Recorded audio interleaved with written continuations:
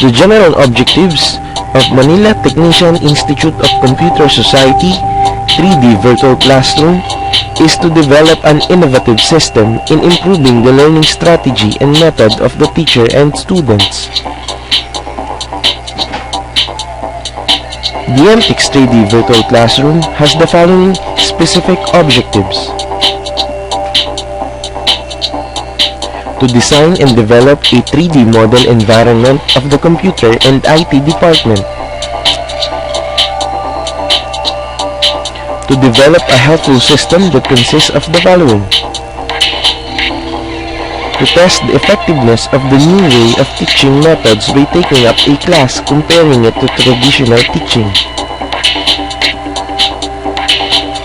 to evaluate the system itself using the survey questions, to evaluate the effectiveness by using Likert scale measurement, to implement the MTix 3D Virtual Classroom system in MTix only,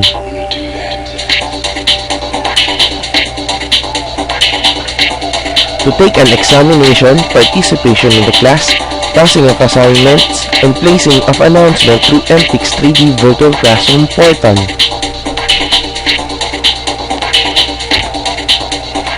Students and professors can communicate using instant messages or chat using microphone on their computers. As of the moment, Technological University of the Philippines Taguig campus is still under construction. We are still working on the designs to make it the same on the real world.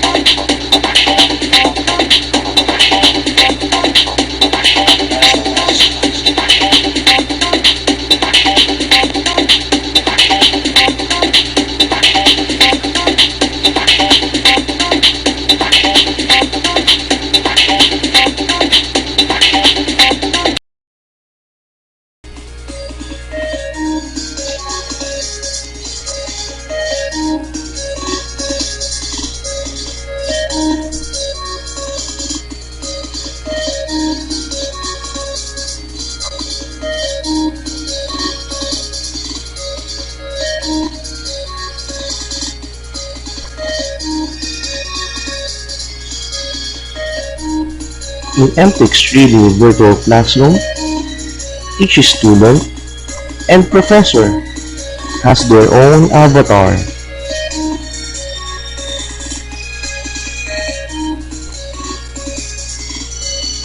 student and professor can create their own avatar according to their preference.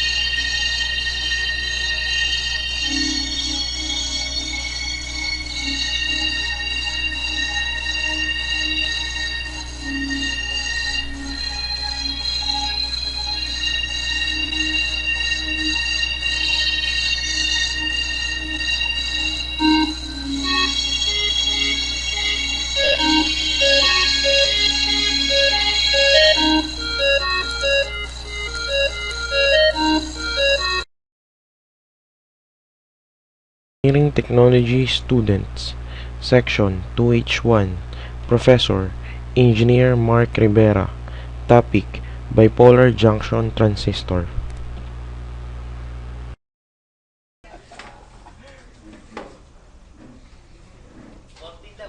Isa lang naman eh. Dito ka na.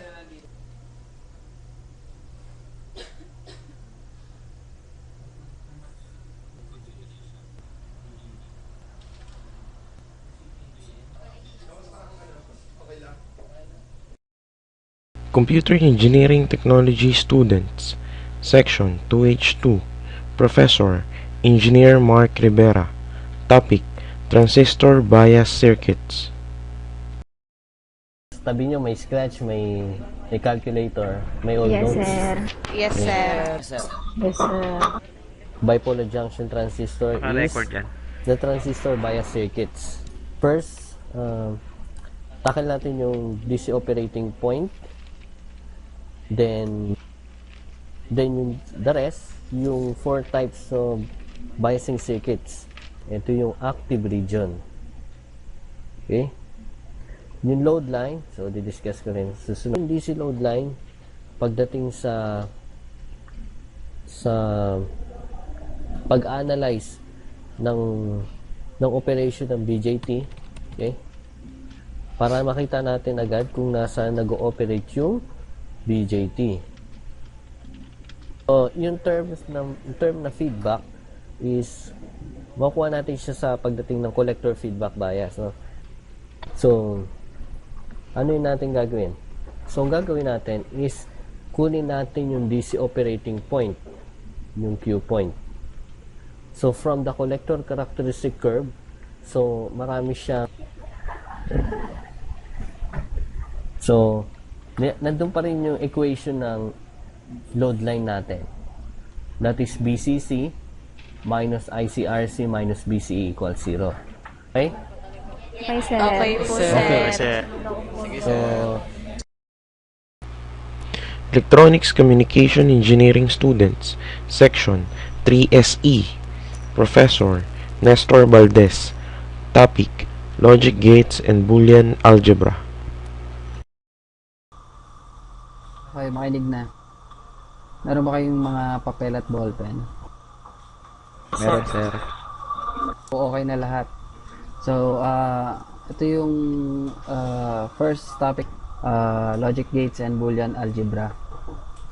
So, objectives natin dito is para malaman yung constant at saka yung variable. Pag sinabing, balik tayo na sa Boolean constants, ibig sabihin hindi nagbabago or fixed values lang siya. And then yung variables naman ay yung nagbabago yung values. So, yung value lang naman natin dito is 0 at saka 1.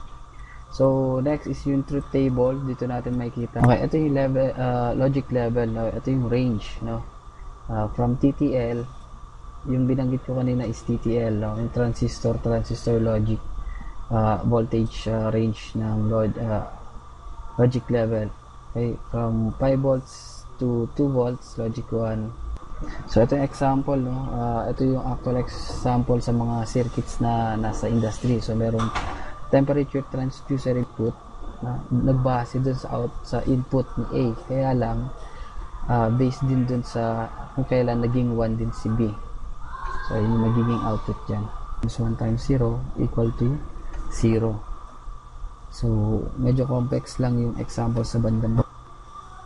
So, bago kayo lumabas, itutuloy na lang natin mamaya 4:45 kasi at least 1 o'clock na eh. So, gawin nyo lang muna yung problem na yan, then ipasa nyo sa akin para at least makita ko kung naintindihan nyo yung mga tinakal kanina.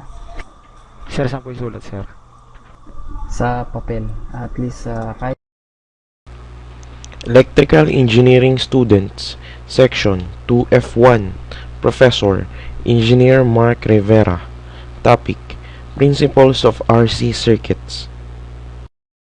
Attendance ha? Yanko, Present, sir. Emberga, Present, sir. Yalago, Present, sir. Mercado, Present, sir. Bagonza, Sir, present, sir. Villapuerte. Say present kapag tinawag ha. Present, sir. Si Dayon, Present, sir. Quiapo, Present, sir. Iwarat, Masanggid, Present, sir. Lanto. Si Costales muna, Costales. Present, sir. Buenaventura, Makabodbod, Present, sir. Tablada, Present, sir. Lumeda, Present. Yes, sir. Nakaupo na ako na maayos. Guys, nakaupo ba ako na maayos? Okay, start na tayo. Okay, yung topic natin ngayon is about series RC.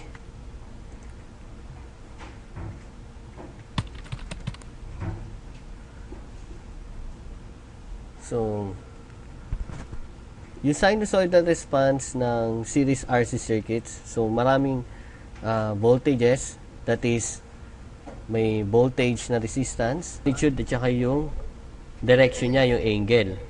So, mas kompleto yun. Equal, pagdating sa series, so, pwede natin makuha yung voltage phase source by multiplying the impedance phase source by the current. So, 12 volts. 12 volts. Sir. And 960 ohms multiplied by 10 milliampere is 12 volts. 9.6. Pag bumaba ang reactance, ano mangyayari sa impedance? Tataas. Liliit, di ba? Sir. Liliit. Nakita nyo, umiksi yung line ng impedance from Z1 to Z2. So, pansinin nyo naman yung angle. Yung Z1, so, recitation tayo. So, number 1. So, when the frequency of the voltage applied to a series RC circuit is decreased, the impedance A increases. Increase. A and A. increase. Si Harvey muna, no?